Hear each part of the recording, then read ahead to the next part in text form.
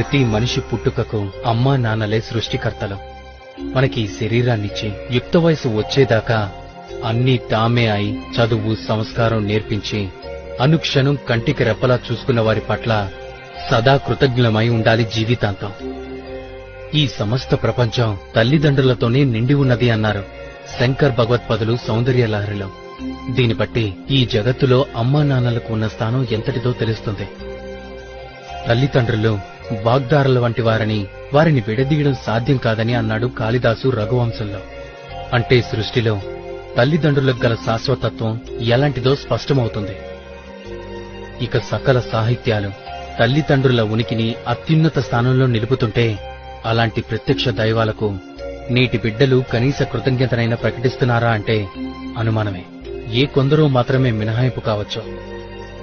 మాతృదేవోభవ పితృదేవోభవ, మాతృదేవోభవ పితృదేవోభవ. తల్లిదండ్రులనే దేవతలుగా భావించేవాడివై జీవించు అనే వేద సూక్తులు చెప్తున్నాయి.